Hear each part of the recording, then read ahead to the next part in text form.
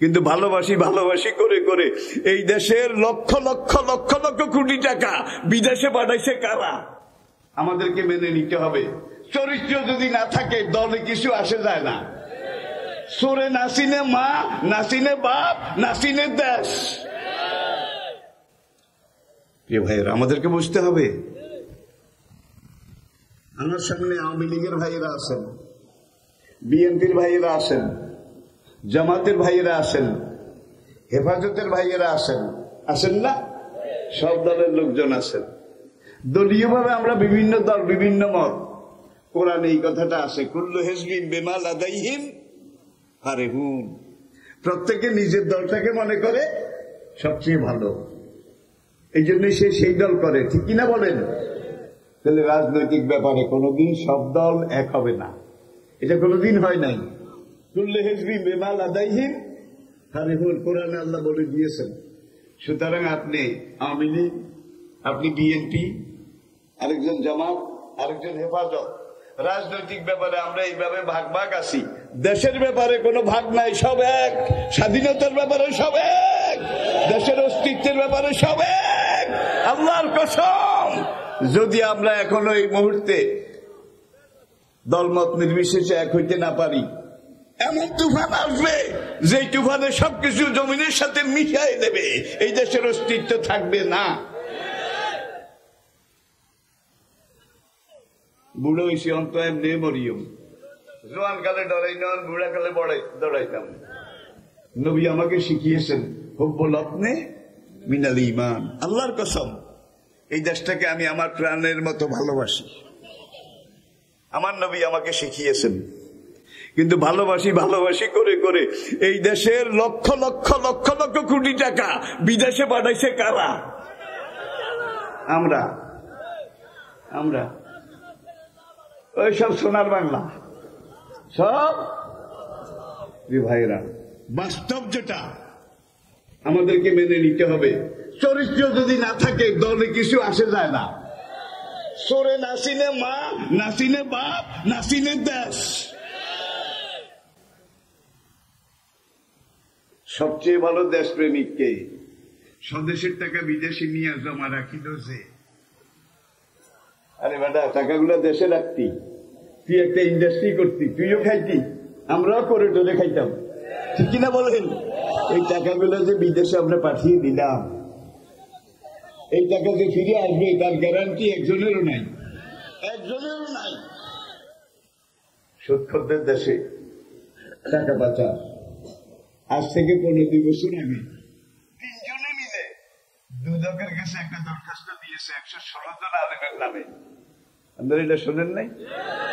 তারা বাংলাদেশে বড় বড় ওয়াজ করে, মাহফিল করে, লক্ষ লক্ষ লক্ষ লক্ষ টাকা এইভাবে জনগণ থেকে নিয়ে এরা বিদেশে বাড়ি করে, বিদেশে টাকা পাচার করে 116 জন আলেমের নামে। 15 বছর হয়ে গেল, তদন্ত তদন্ত তদন্ত, একজন আলেমের নামও আজ পর্যন্ত পাওয়া যায় নাই। আর যেই 3 জনে এই দরখাস্ত করেছে, একজন কালামানিক, কালামানিক চিনেছেন, আরেকজন কি টুরি নুরি, টুরি নুরি, মাকে বাসা থেকে ধাক্কাইয়া বাইর করে দিছে। সেই মহিলা আজকে আদালতে রায় দেয়। আরেকজন কবির, জাতীয়ভাবে তার পরিচয় মুরগি কবির, পাকিস্তান সেনাবাহিনীকে মুরগি সাপ্লাই দিত এই বেলায়। আর রাজাকার হইছি আমরা, রাজাকার হইলাম আমরা। আল্লাহর বিচার আছে, আল্লাহর আইন, নবীর আদর্শ, এটার বিরোধিতা করে কোন যুগে কোন শিখণ্ডী টিকতে পারেনি, আজও টিকতে পারবে না, কিয়ামত পর্যন্ত টেকা সম্ভব নয়। ভাইয়েরা, এখানে আরেকটা জিনিস আমাদের বোঝা দরকার। আমরা সবাই দেশটাকে ভালোবাসি। 116 জন আলেমের একজন আলেমেরও বিদেশে বাড়িতে দূরের কথা, কোন ব্যাংকে টাকার খোঁজ পাওয়া যায় নাই। বাংলাদেশে আজকে 53 বছর চলে গেছে। এই 53 বছরের মধ্যে একজন মাত্র মন্ত্রী পাওয়া গেছে, যিনি বছরের শেষে মন্ত্রণালয়ে সব কাজ হওয়ার পরে যেই টাকা উদ্বৃত্ত ছিল এই টাকা সরকারি কোষাগারে ফেরত দিছে। 53 বছরে একজন মন্ত্রী পাওয়া গেছে, একজন একজন একজন। সব মন্ত্রী যদি এরকম হইতো আজকে দেশের অবস্থা আরো অনেক ভালো হইত। কিন্তু আজকে আমরা কোন বিভ্রাটে পড়েছি রে ভাইরা। আমার আফসোস হয়, আমি চলে যাব, আমার পুতনাতি তাদের কপালে জানি কি লেখা আছে, তারা কি দেখে। এখনো সময় আছে, এখনো সময় আছে। দেশপ্রেম ইমানের অঙ্গ। আমি যেই দলই করি, আগে আমার দেশ, তারপরে আমার দল, তারপরে আমি। রাজনীতিতে এই কথাটা আছে, ব্যক্তির চেয়ে দল বড়, দলের চেয়ে। কাজীর গরু কিতাবে আছে কিন্তু গোয়ালে নাই, এমনটা হলে চলবে না। আমরা আওয়ামী লীগ হই, বিএনপি হই, জামাত হই, হেফাজত হই, যেই দল করি কোনো অসুবিধা নাই, কোনো অসুবিধা নাই। কিন্তু দেশের ব্যাপারে, দেশের অস্তিত্ব সার্বভৌমত্বের ব্যাপারে আমরা কোনোদিন কারোর সাথে আপোষ করব না, যেহেতু আমরা মুসলমান। এবার আসুন আমি কথা শেষ করি, আপনাদের অনেকের মধ্যে অসুবিধা হয়ে যাচ্ছে।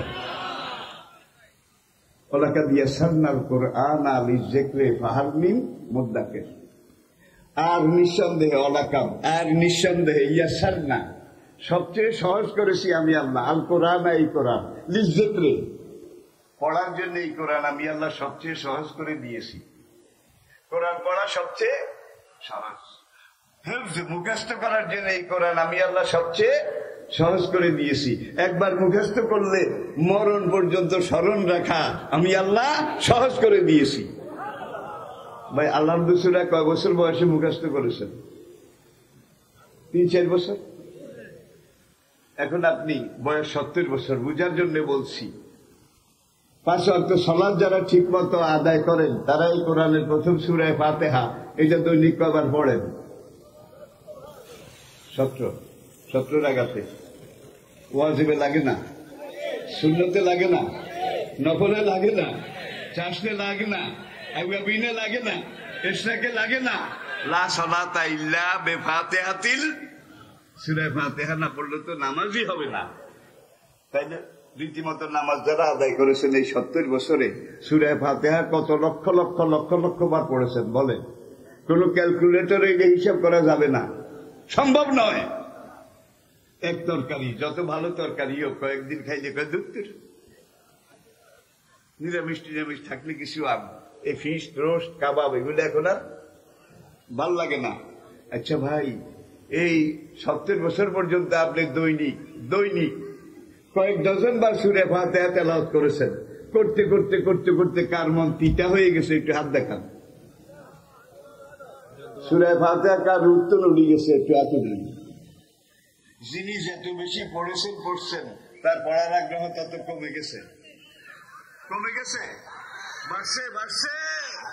বোঝা যায় এখনো লংজিভিটি আছে, এখনো গ্যারান্টি আছে, ছিল, আছে, থাকবে। কিন্তু যে কোনো গান, সুর কোরআনের সাথে তুলনা করছি না, ভুল বুঝবেন না। বাংলাদেশ হওয়ার পরে আমার তখন ছাত্র জীবনের আমি শেষ পর্যায়ে দক্ষিণাঞ্চলে, বিশেষ করে পার্বত্য অঞ্চলে রমেশশীল কিছু আঞ্চলিক ভাষায় গান লেখছিল। ও পরাণের তাও তো ভাই, সিঁড়ি দিলাম, পত্র দিলাম, নয়দা কিল্লাই, বান্ধুয়ার দিয়ে আইসো তুমি, নিশির কালে মা বাপেরে লাগাই দিব মাংস দেখিলে। মনে আছে ভাই, কি মার্কেট পাইছিল রে বাবা, এখানে ওখানে ওখানে, হোলায় গায়ে, বুড়ায় গায়ে, পেশাল্লায় গায়ে, ঠিকই না বলে? মহেশ খাইল্লা পানের খিলি তারে বানাই খাওয়াইতাম, শেফালি ঘোষ আর কল্যাণী ঘোষ পুরা জাতিটাকে দিগম্বর করে দিয়েছিল। 50 বছর পরে এখন সেগুলো আছে? মহেশ খাইল্লা পানের খিল্লু বানাই খাওয়াইতাম, বা চিনি দিলাম, পত্র দিলাম, নয়লা কিল্লাই, এই ক্যাসেট যদি কোন লাগায় 7 জনে লাড়ি লয়। পুরান ক্যাসেট বার করিয়ে নতুন কি আছে তাইলে সেগুলো ইনভ্যালিড হয়ে গেছে, আউটডেটেড, বাজার হারাই ফেলেছে, ঠিক কিনা বলেন? এই কোরআনে পাক আজ থেকে 1445 বছর আগে এসেছে। আপনার আগে আলহামদুলিল্লাহ আপনার বাবায় পড়ছে, দাদা দাদার দাদা তার দাদা তার দাদা তার দাদা নবী সাল্লাল্লাহু আলাইহি ওয়াসাল্লাম পর্যন্ত, ঠিক কিনা বলেন? তাইলে এখন সূরা ফাতিহা যে যত বেশি পড়ছেন তার পড়ার আগ্রহ তত কমে গেছে, বাড়ছে। তাহলে সবকিছু শেষ হয়ে যায়, কমে যায়, কিন্তু এইটার কি আছে? লংজিভিটি আছে, হায়াত আছে, গ্যারান্টি আছে। কোরআন ছিল, কোরআন আছে, কোরআন। আর ইমাম মাহদী আসবেন, ঈসা আলাইহিস সালাম আসবেন। আমার পরে পূর্ণাঙ্গ খেলাফত পৃথিবীর বুকে থাকবে 30 বছর, ছিল কিনা? নবীর হাদিস, খোলাফায়ে রাশিদিন। সুম্মা তাকুনু মুলকান গাদ্দান, তারপরে খেলাফত চলে যাবে, খেলাফতের জায়গা দখল করবে রাজতন্ত্র। করে নাই বোধহয়? করেছে। নবী বলেন রাজতন্ত্র চিরদিন থাকবে না। সুম্মা তাকুনু মুলকান জাবাবেরা, রাজতন্ত্র চলে যাবে, রাজতন্ত্রের জায়গায় কায়েম হবে স্বৈরতন্ত্র বা স্বৈরাচার। বর্তমান দুনিয়াতে কোনটা? গণতন্ত্রের নামেও স্বৈরাচার, পুঁজিবাদের নামেও স্বৈরাচার, সমাজতান্ত্রিক দেশেও স্বৈরাচার, ঠিক কিনা বলেন? সব দুনিয়া স্বৈরাচার। নবী বলেন স্বৈরাচার আর ইসলামের মাঝে অন্য কেউ নাই। আর বর্তমান পৃথিবীতে স্বৈরাচারের বিরুদ্ধে আন্দোলন সব দেশে চলছে, সব দেশে স্বৈরাচারের সাকরাতুল মওত চলছে। জান কবজ হওয়ার অল্প বাকি আছে। আমার ইমানের কসম, হায়াতের কসম, নবী বলছেন স্বৈরাচার যাবে, সঙ্গে সঙ্গে পুরো দুনিয়াতে আমি নবীর খুন ভাঙ্গা, দাঁত ভাঙ্গা, রক্তে রাঙ্গা, মাথার ফুলি ভাঙ্গা পূর্ণাঙ্গ কোরআনী খেলাফত কায়েম হবে। নবীজির হাদিস বিশ্বাস করেন তো? আমার হায়াতের কসম, আমার ইমানের কসম, আমি দেখবো না, আমার ছেলেরা দেখবে, আমার নাতিরা দেখবো হয়তোবা, আমি না দেখলেও। স্বৈরাচারের পরে ইসলাম আসবে, আর কেউ নাই। তাহলে ইসলাম আসতেছে, স্বৈরাচার যাবে, ইসলাম। এখন যদি আপনি ইসলামের পক্ষে কাজ করেন, ইসলাম কায়েমের পক্ষে কাজ করেন, ইসলাম দেখে যেতে পারেননি, তার আগে মরে গেছেন, কিন্তু ইসলাম তো আসবে। হাসরের মাঠে দাঁড়ায় বললেন রব্বুল আলামিন, আমি তো একজন শেয়ার হোল্ডার আছিলাম, আমি আমার জীবিত অবস্থায় ইসলামের পক্ষে কাজ করেছি, আমি তো একজন শেয়ার হোল্ডার ছিলাম। আল্লাহ তখন বলবেন আনাম আল্লাহু আলাইহিম মিনান নাবিয়্যিন, তুই নবীদের লগে যদি বেহেশতে যাইতে চাস যা, সিদ্দিকিন নবীর অনুসারীদের সাথে যাইতে চাস যা, শুহাদা শহীদের সাথে যেতে চাস যা, সালিহিন আর আমার প্রিয় বান্দাদের সাথে যেতে চাস, তোর জন্য সব বেহেশতের দুয়ার আমি আল্লাহ খুলে দিলাম। কারণ তুই ইসলামের পক্ষে কথা বলেছিস, কাজ করেছিস।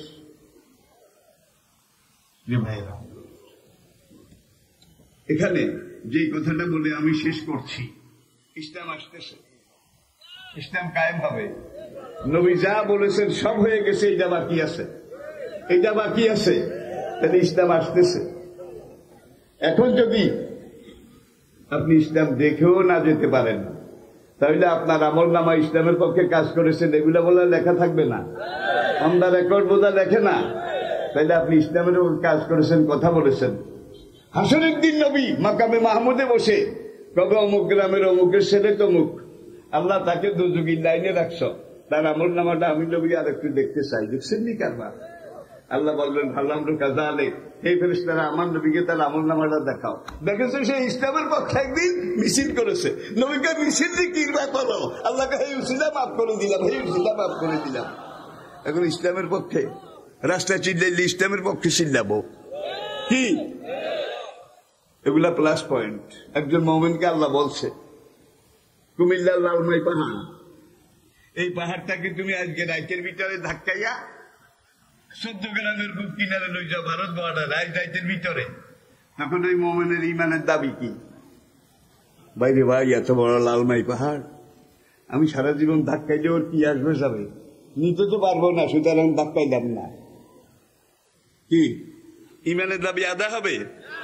আল্লাহ বলছেন ধাক্কাই তুই লই যা, ধাক্কা নামার কাজ, বিস্মাইল নেওয়া আল্লাহর কাজ। আর সাই মিন্না কয় তুই ধাক্কানো শুরু কর, আমি আল্লাহ পাহাড় ঠিকই নিয়ে যাব। আগে দেখি তুই ধাক্কাস কিনা। ও নাম নেই আনো খাড়াই কন এত বড় লালমাই পাহাড়, আমার মতো এই কীটাণু কীট কিয়ামত পর্যন্ত ধাক্কাইলেও তো এটা যাবে না, ঠিক কিনা বলেন? সারা জীবন আপনি ধাক্কান, কুনতুম খায়রা উম্মাতিন উখরিজাত লিন-নাস আপনি ডাকানো শুরু করেন, পাহাড় গেলেও আপনার বেহেশত। পাহাড় যদি নাও যায়, এখানে লেখা হবে ধাক্কাইতে ধাক্কাইতে মরে গেছি, ধাক্কাইতে ধাক্কাইতে। এই জন্য দায়ী আল্লাহর দায়িত্ব। আমরা সবাই কোরআনের পক্ষে, ইসলামের পক্ষে ইনশাআল্লাহ কথা বলবো, কাজ করবো। রাজি আছি, রাজি আছি। এই দেশটাকে আমরা ভালোবাসি। এই দেশটা যদি স্বাধীন থাকে, মসজিদ গুলা থাকবে। ভারতের মসজিদে আজকে মূর্তি ঢুকতেছে, আপনাদের এখানে আরো বেশি ঢুকাবে যদি ওরা সুযোগ পায়, ঠিক কিনা বলেন? সুতরাং ইসলামের জন্য আমরা আসি।